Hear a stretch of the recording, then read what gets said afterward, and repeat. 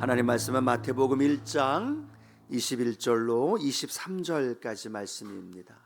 마태복음 1장 21절로 23절, 오늘 우리에게 주신 말씀 고백하면서 함께 봉독합니다. 아들을 낳으리니 이름을 예수라 하라. 이는 그가 자기 백성을 그들의 죄에서 구원할 자이심이라 하니라. 이 모든 일이 된 것은 주께서 선지자로 하신 말씀을 이루려 하심이니, 이르시되 보라, 처녀가 잉태하여 아들을 낳을 것이요 그의 이름은 임마누엘이라 하리라 하셨으니, 이를 번역한즉 하나님이 우리와 함께 계시다 함이라. 아멘.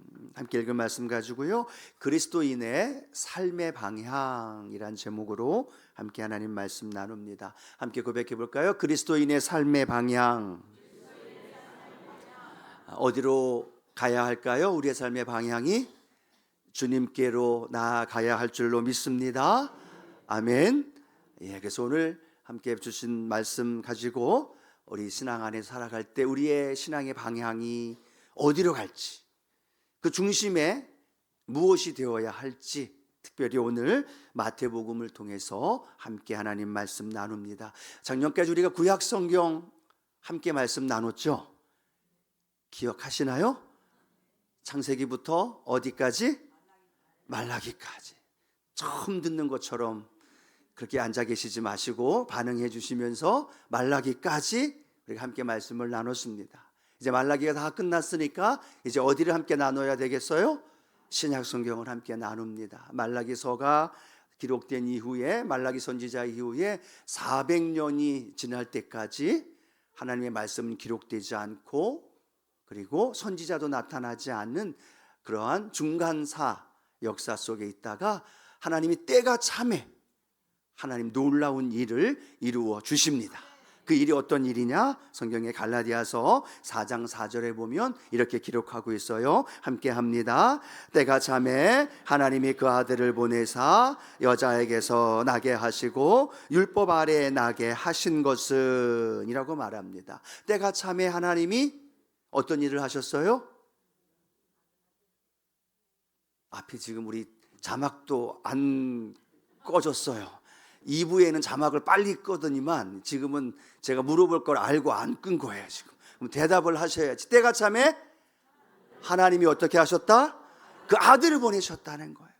우리 인간의 때가 아니라 하나님의 때가 되니까, 그때에 하나님이 아들을, 예수를, 저와 여러분을 구원하시기 위하여 이 땅에 보내시고, 그 예수를 통해서 구원의 길을 열어놓으시고, 그 예수를 믿는 저와 여러분에게 구원의 은혜를 베풀어 주신 줄로 믿습니다. 아들로 오신 예수님의 삶이 어떤 삶을 사셨을까? 또 어떤 일들을 이루셨을까? 어디에 기록되어 있을까요? 성경 사복음서에 기록이 되어 있습니다. 마태, 마가, 누가, 요한. 이 사복음서에는 예수님이 하나님의 아들로 인간으로 오셔서 어떤 삶을 사셨는지, 어떻게 태어나셨는지, 공생에 사셨고 십자가 달려 돌아가시고 부활하시고 승천하시는 내용을 마태, 마가, 누가, 요한복음 안에다가 잘 기록해 있다는 거예요. 그래서 예수님의 생애를 잘 알려면 어디를 읽어야 될까요? 사복음서를 읽어야 합니다. 그리고 그 사복음서에 있는 예수님을 우리가 알면 알수록 그 예수님과 동행하는 믿음의 삶이 될 줄로 믿습니다. 그래서 오늘 마태복음을 중점으로 해서 다음 주 마가복음 이렇게 해나가면서 신약 성경의 놀라운 하나님의 비밀이 오늘 성도님들의 삶 가운데에도 함께하기를 소원합니다. 그럼 오늘 마태복음을 하면 이번 한 주간 어떤 말씀 읽어야 될까요? 그렇죠. 지혜로운 분들은 마태복음을 읽어야 돼요. 꼭 읽으라고 해서 읽지 마시고 마태복음을 읽으면 그 마태복음 안에 담겨져 있는 주님의 은혜가 저와 여러분에게 더 넘쳐날 줄로 믿습니다. 그 마태복음 안에 우리 신앙의 삶의 중심, 우리가 어떤 방향으로 우리의 신앙을 살아야 할까?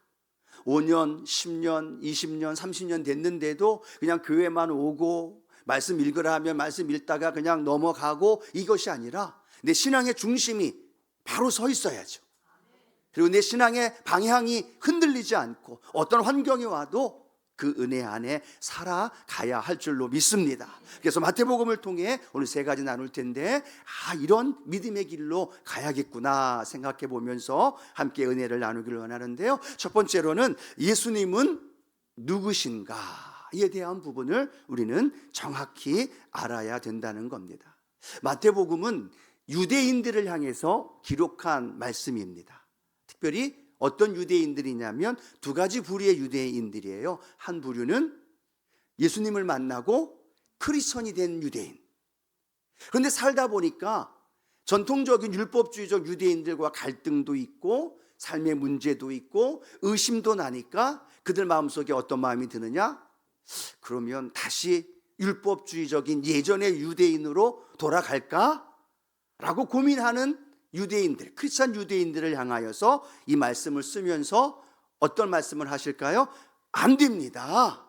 당신이 믿고 있는 그 예수님은 이런 분입니다 라는 걸 그 말씀을 통해서 전해주고 있다는 거죠. 또 한 부류의 유대인들은 어떤 분일까요? 예수님을 십자가에 내어주면서 아직도 메시아 예수님을 믿지 않았던 유대인들, 그들에게 참된 메시아, 그분은 예수 그리스도이십니다 라는 것을 전해주면서 예수님을 구주로 영접할 수 있도록 인도해 주시는 말씀이 이 마태복음 안에 담겨져 있다는 거죠. 그러면 이 마태복음은 유대인들이 친숙한 것들을 자주 이야기를 합니다. 어떤 게 친숙했냐면 구약 성경이 유대인들은 친숙했죠. 선지자들이 하신 말씀을 늘 귀담아 듣고 토라의 말씀을 접했던 이들이기 때문에 마태는 그 마태복음 안에 유대인들이 좋아하는, 즐겨 읽었던, 익숙했던 구약의 말씀을 130여 회나 계속 인용해 옵니다. 그리고 그 말씀의 핵심이 뭐라고 얘기하느냐? 그 선지자, 그분이 말했던 메시아, 그분이 선포하며 예언했던 메시아가 예수 그리스도이십니다. 그 예수를 믿어야 구원받고 그 예수를 믿어야 하나님의 나라에 갑니다. 아멘이시죠? 그 고백이 오늘 마태복음 1장 21절에서 23절에 나오는 말씀, 함께 고백합니다. 아들을 낳으리니 이름을 예수라 하라. 이는 그가 자기 백성을 그들의 죄에서 구원할 자이심이라 하니라. 이 모든 일이 된 것은 주께서 선지자로 하신 말씀을 이루려 하심이니 이르시되 보라 처녀가 잉태하여 아들을 낳을 것이요 그 이름은 임마누엘이라 하리라 하셨으니 이를 번역한즉 하나님이 우리와 함께 계시다 함이라. 아멘. 아들을 낳으리니 이름을 예수라 하라. 예수의 이름의 뜻이 뭐예요? 예수의 이름의 뜻이 뭐예요? 다시 보여주세요. 말씀. 예수의 이름의 뜻은 저희 백성을 저들의 죄에서 구원할 자이십니다. 그 말씀이 예수 그리스도의 이름을 우리에게 설명을 해 주신 거죠. 그리고 그 예수님은 구약 성경에 선지자가 하신 말씀을 이루게 하신 말씀이고 그 말씀의 이루심이 예수를 통해서 나타납니다. 그리고 우리가 잘 아는 말씀이죠. 처녀가 잉태하여 아들을 낳을 것이고 그 이름을 임마누엘이라 하리라. 이 예언의 말씀은 누가 하셨던 말씀일까요? 이사야 선지자가 하신 말씀이에요. 그러니까 그 이사야 선지자가 하신 말씀을 오늘 예수라는 분을 통해 이루어졌다. 아멘을 크게 하셔도 됩니다. 이루어졌다. 그리고 그분은 임마누엘로 우리와 함께 하십니다. 예수님을 믿는 모든 사람들에게 함께 하신다는 이 고백과 선포가 그 유대인들 대상으로 말씀이 선포되어지는 거예요. 그 예수님이 죄에서 구원할 구원자이시고, 아멘이시죠? 놀라운 건 그 예수님을 만난 나병 환자의 그 나병이 치료가 되는 거예요. 중풍병자가 예수님 만나면 예수님의 명령하시고 믿음으로 선포하실 때 그 중풍병이 치료되는 거죠. 또 바람과 바다가 온 풍랑을 일으켜 그 배가 좌초되어지기 직전일 때 예수님이 바람과 바다를 향하여 잠잠하라 라고 말씀하시자 잠잠해지는 일이 일어나게 되어지고 귀신 들려서 고통 속에 절망 속에 살아가는 그 영혼을 자유케 하시는 일들, 소망 없이 살아가는 그들에게 천국 하나님의 나라를 그들에게 전해주는 놀라운 복음의 역사가 마태복음을 통해 예수를 통해 일어난 줄로 믿습니다. 여러분, 중요한 건 그 놀라운 기록된 말씀이 2000년 전에 역사하셨던 예수 그리스도가 그때만의 예수가 아니라 오늘도 그 일을 이루시는 예수님인 줄로 믿습니다. 한 번 더, 인 줄로 믿습니다. 아멘 소리가 크게 나와야 할 때 제가 또 받아야 제가 또 튀어나가는데 계속 멈추시니까 제가 말을 못하고 막고 있잖아요. 한 번 더, 그 예수님이 오늘도 이 자리에 우리와 함께 하시는 예수님인 줄로 믿습니다. 아멘이에요. 그렇게 아멘으로 고백해야 우리 주님도 얼마나 기뻐하시겠어요. 그리고 저도 힘이 나죠. 그죠, 김혜정 집사님? 그래요, 맞아요. 근데 중요한 건 뭐냐? 그 기록된 예수, 2000년 전의 예수가 오늘 우리가 믿고 있는 예수님의 삶의 현장 안에서 그 예수님을 만나고 그 예수님과 동행하고 그때 그 역사, 그 기적, 그 능력이 내 삶 가운데 이루어지고 있느냐는 거예요. 그렇죠? 아멘이신가요? 이럴 때는 강제로 아멘하면 안 되잖아요. 어떤 사람은 그를 경험하고 어떤 사람은 못 경험한 사람이 있잖아요. 그런데 믿음으로 아멘하면 경험한 거에 대한 고백이고 또 그 아멘이 내 삶의 그 역사로 이루어질 줄로 믿습니다.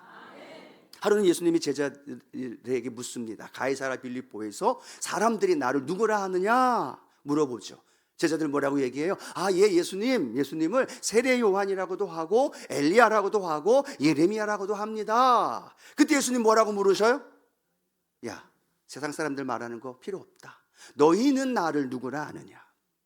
얘들아, 너희는 3년 동안 넘게 나와 함께 하면서 수많은 기적과 이사를 보고 바람과 바다가 잠잠해지는 것도 경험했는데 사람들이 말하는 나 예수를 누구라 하느냐가 아니라 너희들이 나를 누구라 하느냐라고 물어보는 거예요. 그 물음에 나서기 좋아하는 베드로 뭐라고 얘기해요? 마태복음 16장 16절 함께 합니다. 시몬 베드로가 대답하여 이르되 주는 그리스도시요 살아계신 하나님의 아들이시니이다. 아멘. 베드로의 이 고백이 얼마나 위대한 고백이에요. 30대 청년, 베드로보다 나이 적은 청년인 예수님 향하여 뭐라고 고백합니까? 천지 만물을 창조하신 하나님의 아들이래요. 그리스도래요. 메시아래요. 이 고백이 베드로 육체적인 고백이 아니라 그 심령 속에 성령께서 알게 하시고 그 믿음의 고백으로 선포된 줄로 믿습니다. 그러면 중요한 건 뭘까요? 베드로의 고백, 기록되어 있는 고백이 아니라 오늘도 동일하게 이 자리에 계신 예수님이 저와 여러분을 향하여 묻는 거죠. 사랑하는 딸아, 사랑하는 이권사야, 사랑하는 김집사, 너는 나를 누구라 하느냐? 사람들의 이야기가 아니라 앞에서 설교하는 목사의 이야기가 아니라 너 10년, 20년, 30년 교회 다녔지 않느냐? 수많은 예배, 수많은 설교를 듣고 수많은 믿음 생활했던 재직이 되어져 있는 너는 나를 누구라 하느냐? 아유, 주님, 당연히 알죠. 예수님, 제가 모태신앙이에요. 제가 재직이잖아요. 성가대로 봉사하는데요. 내가 매주마다 나와서 예배를 드리는데요. 예수님 또 뭐라고 하실까요? 아니, 그거 말고 너는 나를 누구라고 말하는 거야. 당연하죠. 예수님, 제가 얼마나 성경을 많이 아는데요. 성경 줄줄이 알고 마태복음 알고 마가복음 알고 잘 압니다. 예수님 또 물으시는 거죠. 아니, 그것 말고 너는 너의 인생 속에서 나를, 예수를 누구라 믿고 고백하며 살아가니? 오늘 주님이 우리에게 물으시는 거예요. 성경 속의 이야기가 아니고 내 머릿속에 알고 있는 지식이 아니라 내가 5년이 됐든 10년이 됐든 목사가 됐든 아니면 초신자든 상관없다는 거예요. 너의 인생 속에 예수 그리스도를 어떤 분으로 모시고 살아가느냐? 오늘 주님이 물으신다면 우리 뭐라고 이야기하겠습니까? 우리 모두의 이야기, 주는 그리스도입니다. 살아계신 하나님의 아들입니다. 이 얘기가 아니라 내 개인의 이야기인 거죠. 너와 나, 주님과 나와의 1대1의 모습 속에서 주님은 나의 구원자이십니다. 주님은 나의 치료자이십니다. 오늘 성가대 찬양처럼 주님은 나의 소망이십니다. 이게요, 그냥 성경에 있는 이야기가 아니라 내 삶에서 경험되어지는 거죠. 내 삶에서 만난 거죠. 내 삶에서 그 주님을 체험한 거죠. 그러니까 그 주님을 향하여서 주님, 비바람이 불고 풍랑이 일고 어려움이 다가와도 주님은 나의 피난처이시고 나의 산성이시고 나의 요새이시고, 아멘이신가요? 그 주님을 만난 분들이 아멘이라고 고백하는 것만이 아니라 그 주님을 나도 만나기 원합니다 라고 말할 때 우리도 아멘 하고 선포할 수 있는 거죠.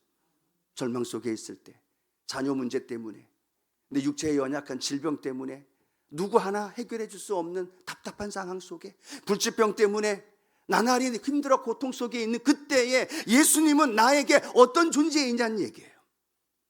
그 예수님이 내 인생에 어떤 영향력을 끼치고 어떤 분으로 내 삶 가운데 운행하시냐는 이야기인 거죠. 사업 속에서, 직장 속에서 쩔쩔매고 힘들어매는 그 삶의 자리에서 예수님은 나에게 아무것도 해줄 수 없는 무능력한 분으로 내가 믿고 있는지, 아니면 그 순간에도 나와 함께 하시면서 나의 힘이 되어주시고 나의 마음을 놓고 하면서 내가 여기 너와 함께 있다, 임마누엘의 주님으로 우리와 함께 하시고 그 주님이 내 인생 속에 함께 동행하는 그 주님의 만남이 오늘 우리 안에 있게 되길 원합니다.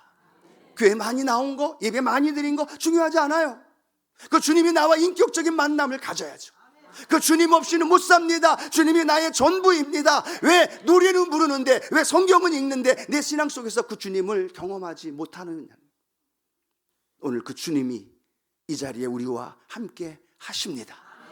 사복음서 마태복음에 기록되어 있는 그 놀라운 치료자, 그리고 전능자, 그리고 우리를 구원자, 우리의 삶에 위로하시고 상담하시고 함께 하시는 그 주님이 오늘 우리와 함께 하신다는 그걸 깊이 체험하고 그 주님 만나게 해 주시옵소서.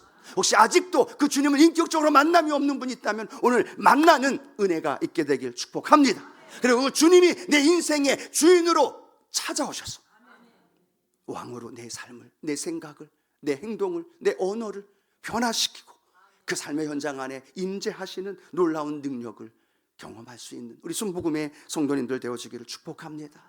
베드로가 거꾸로 십자가 달려 돌아 죽을 수 있었던 이유가 뭘까요? 주는 그리스도시요 살아계신 하나님의 아들입니다라고 고백했지만 조금 뒤에, 며칠 뒤에 예수님 나 모릅니다라고 부인하며 넘어지기도 했어요.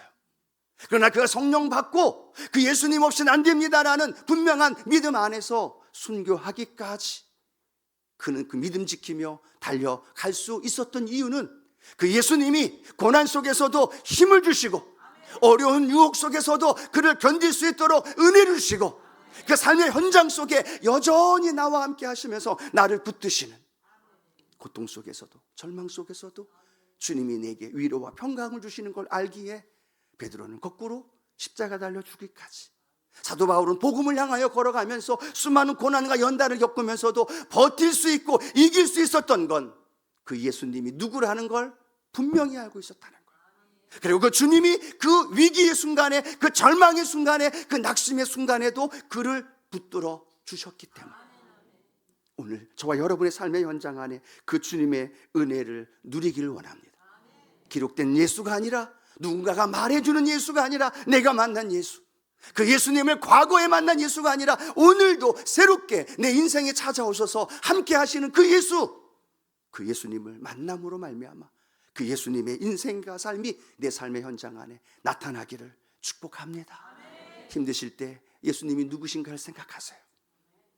내가 우쭐댈 때 예수님이 어떤 분인가 묵상해 보세요.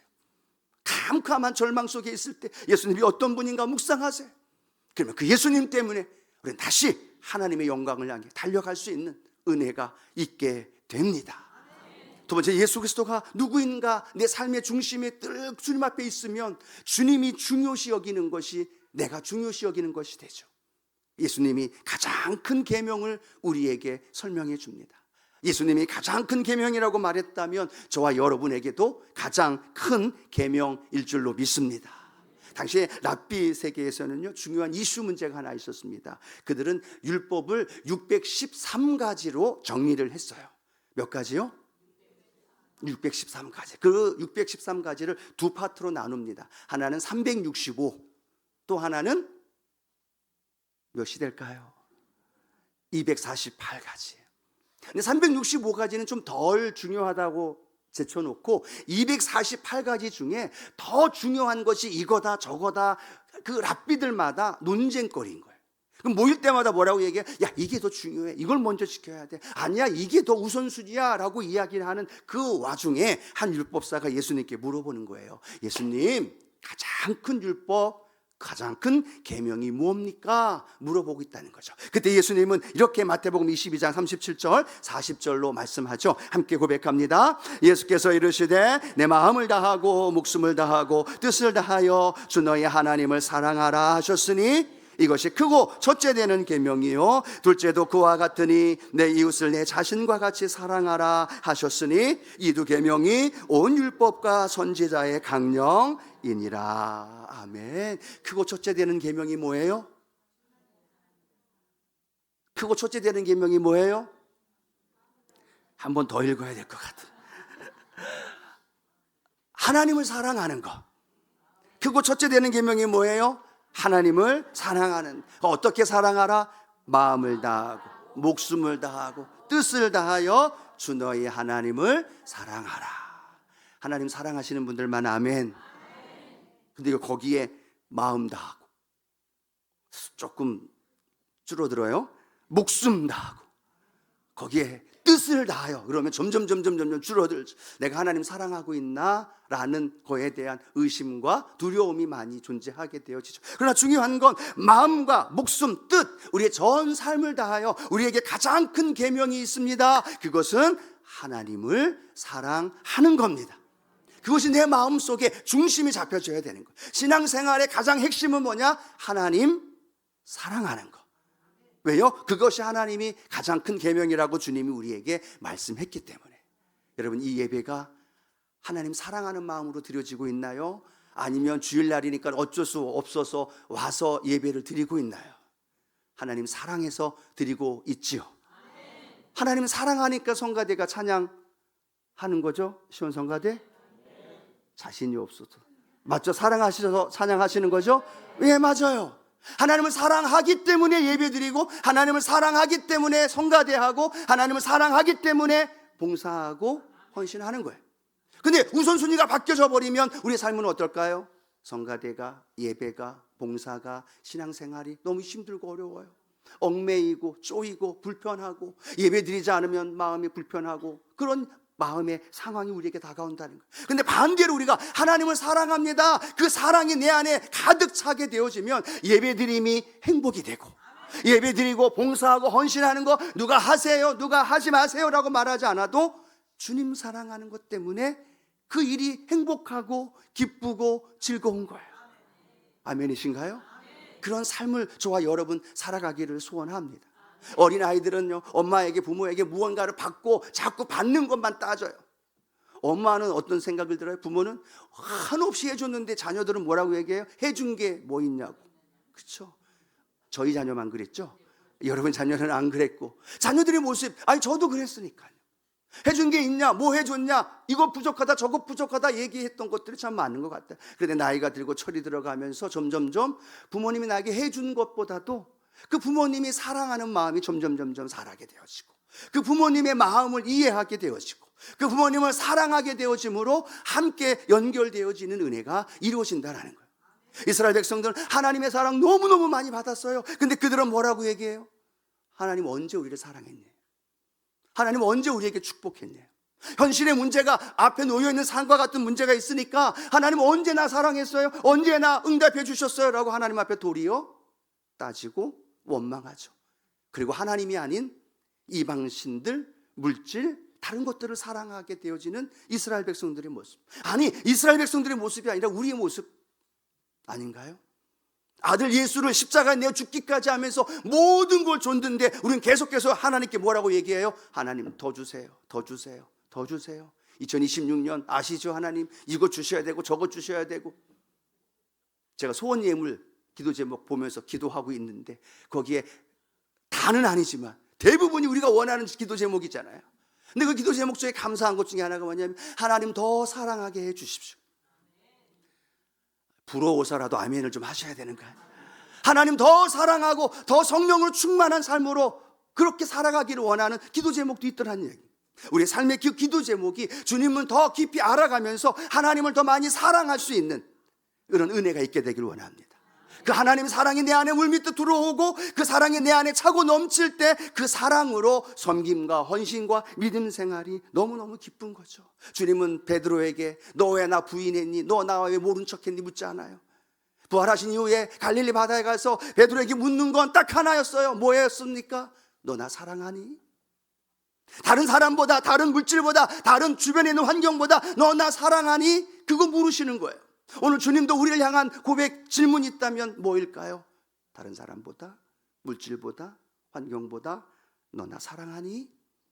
주님의 관심이 그것이잖아요. 관계에는 중요한 게 뭐예요? 주고받는 게 아니라, 거래가 아니라 사랑의 관계. 그 사랑의 관계가 주님 앞에 올바로 서 있을 때 내 삶에 내 주님 더 많이 사랑하고 그 사랑 안에 살아가고 그 사랑 안에 승리하겠습니다. 이 고백이 저와 여러분의 고백이 되기를 축복합니다. 우리 하나님 사랑하는 마음으로 예배드리러 오십시다. 하나님 사랑으로 찬양하십시다. 하나님 사랑으로 헌신하며 삶을 마음껏 누리며 그렇게 나아가는 저와 여러분 되기를 축복합니다. 그렇게 하나님을 사랑하면 두 번째로 자연스럽게 연결되어지죠. 내 사랑이 흘러서 내 이웃을 사랑하는 거죠. 그게 두 번째 계명이다라고 말씀을 합니다. 우리는 착각할 때가 많아요. 하나님 잘 사랑한다고 합니다. 하나님 사랑하는 마음으로 예배드린다고 합니다. 하나님 사랑하는 마음으로 찬양하고 봉사하고 나아갑니다. 그런데 놀라운 것, 예배드리고 사랑한다고 말한 다음에 집으로 나아갈 때 내가 만나는 사람, 내가 부딪히는 사람, 내 눈과 눈이 마주친 사람 외면하고 모른 척하고 무시하고 나와 상관없다고 그렇게 살아갈 모습들이 참 많다라는 거죠. 하나님은 나를 사랑하시고 내가 그 하나님을 사랑하면 자연스럽게 성경은 말합니다. 그 사랑이 내 옆에 있는 권사님, 내 옆에 있는 성도님, 나와 함께하고 있는 이들을 사랑한다라는 것. 오늘 그 사랑이 저와 여러분 안에 있게 되길 소원합니다. 사도 요한은 그렇게 얘기하죠. 요한일서 4장 20절을 통하여 함께 합니다. 누구든지 하나님을 사랑하노라 하고 그 형제를 미워하면 이는 거짓말하는 자니 보는 바 그 형제를 사랑하지 아니하는 자는 보지 못하는 바 하나님을 사랑할 수 없느니라. 그 형제를 사랑하지 아니하는 자, 보지 못하는 하나님을 사랑할 수 없다랍니다. 하나님 사랑합니다 해놓고 내 옆의 분을 향하여 내가 어떻게 대하느냐가 하나님 사랑하는 것에 나타나는 표현이라는 거예요. 아멘이신가요? 하나님 사랑으로 예배드리지만 이 예배가 여기서 끝나면 무슨 의미가 있을까요? 이 예배가 하나님을 높여드리면서 내가 나아가고 내 주변에 내 만나는 이들을 그 하나님의 사랑으로 사랑할 때 하나님은 우리를 향해 박수치는 거죠. 그래, 그게 나를 사랑하는 거야.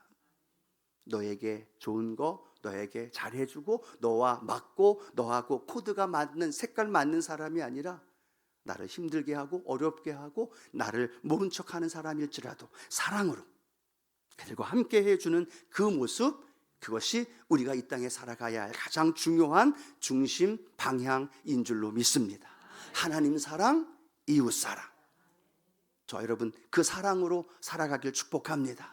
하나님 사랑, 이웃 사랑이 내 안에 가득 채워지면요, 내 삶의 생각과 언어와 행동과 그 모든 삶의 모습들이 달라질 수밖에 없다는, 그 이 모습이 예수님의 모습이 되고 그 모습 속에 예수님의 은혜가 저와 여러분 안에 함께 하실 줄로 믿습니다. 자, 그 하나님의 그 사랑, 이웃 사랑은 큰 계명이에요. 한번 따라할까요? 큰 계명. 그러면 또 하나 우리가 기억해야 할 것은 위대한 명령이 있다는 겁니다. 한번 따라합니다. 위대한 명령. 사복음서에는 거의 끝부분에 동일한 메시지 내용이 담겨져 있습니다.